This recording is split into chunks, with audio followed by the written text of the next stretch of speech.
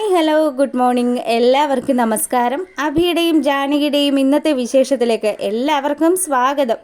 അങ്ങനെ നമ്മുടെ അലകാപുരി തറവാട്ടിൽ അജയുടെയും നിരഞ്ജനയുടെയും വിവാഹ ദിവസം വന്നെത്തുകയാണ്. അപ്പം കല്യാണത്തിൻ്റെ അന്ന് തന്നെ നമ്മുടെ ഹണി റോസ് വന്നിട്ട് ചില പ്രശ്നങ്ങളൊക്കെ ഉണ്ടാക്കി. അതിനുശേഷമാണെങ്കിലോ അജയ് കാണാനുമില്ല.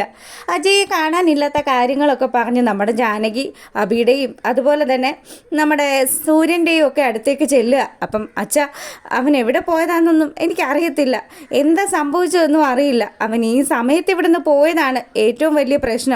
ഇനി എന്തായാലും അവൻ്റെ ഇഷ്ടത്തിനാണല്ലോ ഈ വിവാഹം നടന്നത്. ആരെങ്കിലും ഇനി അവനെ തട്ടിക്കൊണ്ടു പോയതായിരിക്കുമോ എന്നുള്ളൊരു സംശയമാണ് ഇവർക്കൊക്കെ ഉള്ളത്. അപ്പം ഈ കാര്യങ്ങളൊക്കെ കേട്ട് കഴിയുമ്പം നമ്മുടെ മുത്തശ്ശിയാണെങ്കിലോ എന്നാൽ ഇതിനൊക്കെ പിന്നി കളിച്ചിരിക്കുന്നത് ആ ശരൺ തന്നെയായിരിക്കും. ശരൺ അന്ന് വീട്ടിൽ വന്നിട്ട് വെല്ലുവിളി നടത്തിയതാണല്ലോ. അപ്പം മുത്തശ്ശി ഇത് പറയുന്ന സമയത്ത് നമ്മുടെ അമൃതയും അത് തന്നെ ആയിരിക്കും. അല്ലാണ്ട് അജയേട്ടൻ എങ്ങോട്ട് പോകാനാ, അജയേട്ടനെ തട്ടിക്കൊണ്ടു പോയതായിരിക്കും എന്നൊക്കെ പറഞ്ഞു. പക്ഷെ നമ്മുടെ ജാനകിക്ക് മാത്രം എന്തോ ചില സംശയങ്ങൾ വരിക കേട്ടോ. അവൾ ഒരു കാരണം വെച്ചാലും നമ്മുടെ ശരണിനെ അവിശ്വസിക്കുന്നേയില്ല.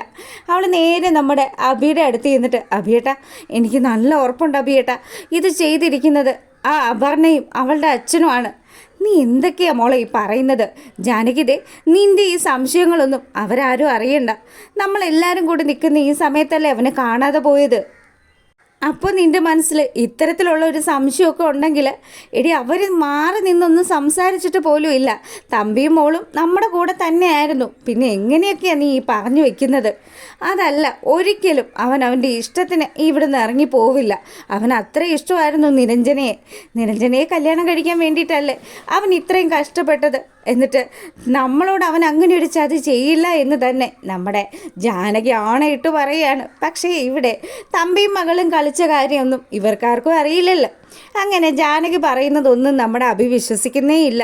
അഭി പറഞ്ഞു, എൻ്റെ ജാനകി, താൻ ഒരു കാര്യം ചെയ്യും.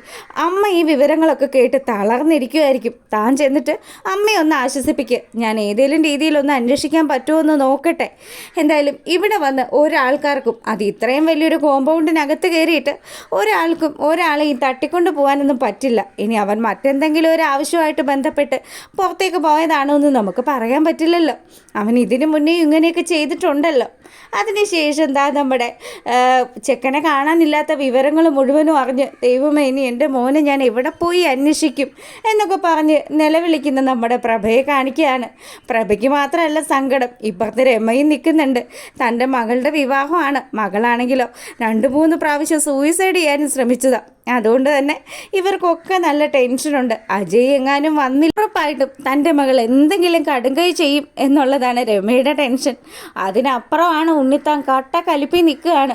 ഇവിടെ സൂര്യനാരായണ, സത്യം പറയടോ, തൻ്റെ മകൻ എവിടെയാണ് പോയത്? അവൻ ഇത് തന്നെയാണോ പരിപാടി?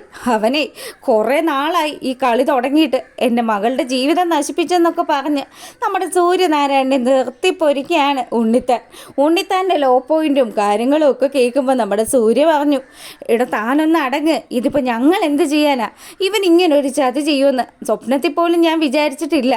പിന്നെ അവനെ ആരെങ്കിലും കടത്തിക്കൊണ്ട് പോയതാണെങ്കിൽ നമുക്ക് പോലീസ് കംപ്ലയിൻറ്റ് ചെയ്യാമെന്നുള്ള രീതിയിലൊക്കെ സൂര്യനാരായണൻ നല്ല നയത്തിന് ഉണ്ണിത്താൻ്റെ അടുത്ത് സംസാരിക്കുക. പക്ഷേ ഇതൊന്നും കേട്ടിട്ടും നമ്മുടെ ഉണ്ണിത്താനായിട്ട് അടങ്ങുന്നേ ഇല്ല. എടോ, എൻ്റെ മോളുടെ ജീവിതമാണ്. അവൻ ഒറ്റൊരുത്തനാണ് ഇതൊക്കെ തൊലച്ചത്. ദേ നിൽക്കുന്ന തമ്പി, അവൻ്റെ ജീവിതവും അവൻ്റെ മകളുടെ ജീവിതവും ഒക്കെ തകർത്തിട്ട് അവസാനം എൻ്റെ മോളുടെ ജീവിതവും കൂടി തകർത്ത് അങ്ങനെ നിൽക്കുക. ഇതുപോലെ ഒരു നാണം കെട്ട കുടുംബം ഞാൻ കണ്ടിട്ടേ ഇല്ല എന്നൊക്കെ പറഞ്ഞ് വായി വരുന്നത് മുഴുവനും വിളിച്ചു പറയാ പുള്ളിക്കാരൻ. അങ്ങനെ ഈ സമയമാണെങ്കിൽ അപർണയാണെങ്കിൽ ഒരു തീരുമാനം എടുത്തു. ഈ വിവരങ്ങൾ എന്തായാലും ആ കല്യാണ പെണ്ണിനെ ഒന്ന് ചെന്ന് അറിയിക്കണമല്ലോ. അവൾ അങ്ങനെ അങ്ങ് സുഖിച്ച് സന്തോഷിക്കണ്ട. അപ്പം അപർണ ഇതൊക്കെ അറിയിക്കാൻ വേണ്ടിയിട്ട് നമ്മുടെ നിരഞ്ജനയുടെ റൂമിലേക്ക് വരികയാണ്. നിരഞ്ജനയാണെങ്കിൽ കൂട്ടുകാരുടെ അടുത്ത് സംസാരിച്ചുകൊണ്ടിരിക്കുക. വലിയ കാര്യത്തിനൊന്നും പറയാനില്ലെങ്കിലും ചെറിയ രീതിയിൽ ഇതൊരു പ്രണയ സാഫല്യം തന്നെയാണ്. പിന്നെ ഒരുപാട് സന്തോഷമുണ്ട്, നമുക്ക് ഇഷ്ടപ്പെട്ട ആളുടെ കൂടെ ജീവിക്കാൻ പറ്റുന്നുണ്ടല്ലോ. ഇങ്ങനെയൊക്കെ ഇവൾ ഫോണിൽ സംസാരിച്ചു കൊണ്ട് നിൽക്കുമ്പം അതൊരു തരത്തിൽ ശരി തന്നെയാണ്. മോള് കാര്യങ്ങളൊന്നും അറിഞ്ഞിട്ടില്ലല്ലോ എന്നുള്ള രീതിയിൽ അപർണ അവളുടെ അടുത്ത് കൂടുകയാണ്. അതിനുശേഷം പറഞ്ഞു, അതേ, നീ എന്താ ഇതിനു വേണ്ടി സന്തോഷത്തിൽ നിൽക്കുന്നതെന്ന് നമ്മുടെ അപർണ നിരഞ്ജനയോട് ചോദിക്കുക, പിന്നെ എൻ്റെ വിവാഹ ദിവസം ഞാൻ സന്തോഷിച്ചല്ലേ നിൽക്കേണ്ടത്, എൻ്റെ ഒരു ഫ്രണ്ട് വിളിച്ചതാ, അവളോട് ഞങ്ങളുടെ പ്രണയത്തെക്കുറിച്ച് പറഞ്ഞതാ. സംഭവമൊക്കെ ഞാൻ കേട്ടു. എന്തായാലും നിനക്ക് എഴുതാൻ പറ്റുന്ന നല്ല ഒന്നാതൊരു പ്രണയ കാവ്യം തന്നെ അതിൻ്റെ ജീവിതം. നീ വല്ലതും അറിഞ്ഞിട്ടുണ്ടോ എന്ന് ചോദിക്കുക. എന്താ അപർണ നീ ഉദ്ദേശിക്കുന്നത്? എടി, എൻ്റെ കല്യാണ ദിവസം നീ ഒരു വരവ് വന്നു, എനിക്ക് നല്ലൊരു വിഷം തന്നു. അതിനുശേഷം നീ എൻ്റെ വരനെയും കൊണ്ട് കടന്നു കളഞ്ഞില്ലേ? ആ സമയത്ത് ഞാൻ എങ്ങനെ ഇരുന്നേന്ന് നീ ചിന്തിച്ചിട്ടുണ്ടായിരുന്നോ? എൻ്റെ വീട്ടുകാരും ഞാനും ഒക്കെ അന്ന് അനുഭവിച്ച വേദന അത് നീ അറിഞ്ഞിരുന്നോ എന്ന് ചോദിക്കുക. അതൊക്കെ ഇപ്പം എന്തിനാ നീ പറയുന്നത്? എടി, അതുപോലെ തന്നെ ദാ ഇപ്പം നീ നിൽക്കുന്നത് എൻ്റെ അതേ അവസ്ഥയിൽ നീ ഇവിടെ ഇങ്ങനെ നിൽക്കുകയാണെന്നൊക്കെ നിരഞ്ജനയോട് പറയുമ്പം, എടി നീ തെളിച്ചു പറ, എന്താ സംഭവിച്ചത്? നിൻ്റെ പയ്യനുണ്ടല്ലോ, അവന് നിന്നെ വേണ്ടാന്ന് വെച്ച് അവൻ മുങ്ങി. എൻ്റെ കല്യാണത്തിൻ്റെ അന്ന് എന്നെ തനിച്ചാക്കി മുങ്ങിയതുപോലെ ഇപ്പതാ നിന്നെ ഉപേക്ഷിച്ച് അവൻ കടന്നു കളഞ്ഞിരിക്കുകയാണ്. ഇത് കേട്ടത് നിരഞ്ജനയ്ക്കാണെങ്കിൽ സഹിക്കാനേ പറ്റുന്നില്ല. നിരഞ്ജന അവിടെ കിടന്ന് ഭയങ്കര ബഹളമൊക്കെ ഉണ്ടാക്കുക. അപ്പോൾ രമ ഓടി നിരഞ്ജനയുടെ അടുത്തേക്ക് ചെല്ലുന്നു. അതിനുശേഷം നിരഞ്ജനയോട് പറഞ്ഞു, മോളെ കേട്ട കാര്യങ്ങളൊക്കെ സത്യം തന്നെയാണ്, അവൻ നമ്മളെ ചതിച്ചു മോളെ. ഇനിയിപ്പം എന്ത് ചെയ്യാനാ? അവൻ വരുമോയെന്ന് നോക്കി നമുക്ക് വെയിറ്റ് ചെയ്യാനേ പറ്റുള്ളൂ. അച്ഛൻ പല രീതിയിലൊക്കെ അന്വേഷിക്കുന്നുണ്ടെന്നൊക്കെ പറഞ്ഞു. പിന്നെ അതിന് ശേഷമാണെങ്കിലോ നമ്മുടെ ഉണ്ണിത്താനും അതുപോലെ തന്നെ അഭിയും കൂടി നല്ല മുട്ടൻ ഇടി നടക്കുകയാണ്. കാര്യങ്ങളൊക്കെ പറഞ്ഞു തെറ്റ് തങ്ങളുടെ ഭാഗത്താണെന്നും അഭി അത്യാവശ്യം താഴ്ന്ന രീതിയിലൊക്കെ സംസാരിച്ച് നിന്നപ്പോഴും ഈ ഉണ്ണിത്താനാണെങ്കിൽ ഇതിനോടൊന്നും അടുക്കുന്നേ ഇല്ല. ഉണ്ണിത്താൻ നമ്മുടെ അഭിയെ തല്ലാൻ കൈയൊങ്ങുമ്പം അഭി അങ്ങോട്ട് വെറുതെ ഒന്നും ഇരുന്നില്ല. അഭി പിടിച്ച് ഉണ്ണിത്താനെ നല്ല പൂശുക. ഉണ്ണിത്താൻ നല്ല അടിയൊക്കെ കിട്ടിക്കഴിഞ്ഞപ്പോൾ ഉണ്ണിത്താൻ ഒരുവിധം അങ്ങ് ഒതുങ്ങി.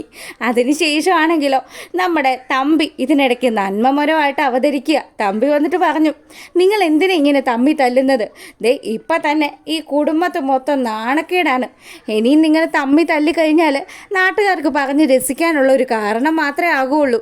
എന്തായാലും അഭി ഈ വീട്ടിൽ നിന്ന് പോയിട്ടുണ്ടെങ്കിൽ അതിന് പിന്നിൽ മറ്റാരെങ്കിലും കളിച്ചിട്ടുണ്ടെങ്കിൽ നമുക്ക് കണ്ടുപിടിക്കാൻ സാധിക്കും. അത് പെട്ടെന്ന് തന്നെ നമുക്ക് പോലീസ് സ്റ്റേഷനിൽ കംപ്ലൈൻറ്റ് കൊടുക്കാമെന്നുള്ള രീതിയിലൊക്കെ തമ്പി സംസാരിക്കുക. പക്ഷേ അപ്പോഴും നമ്മുടെ ജാനകിക്ക് തമ്പിയെ നല്ല സംശയമാണ്.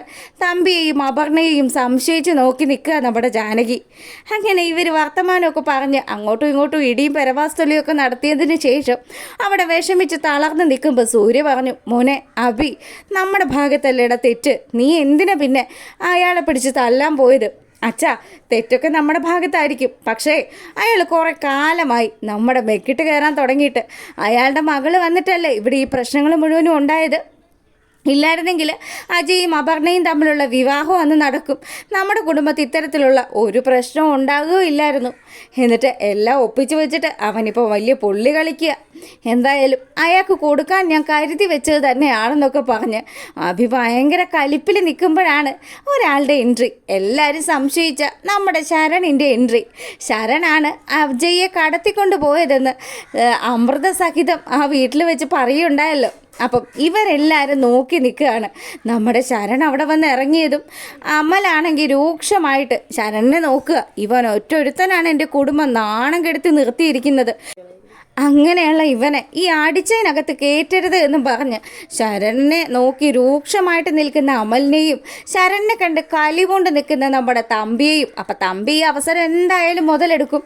തമ്പിയും തമ്പിയുടെ മകളും കൂടി ചേർന്ന് ഇതൊരു സീനാക്കാനുള്ള സാധ്യതയൊക്കെ ഉണ്ട്.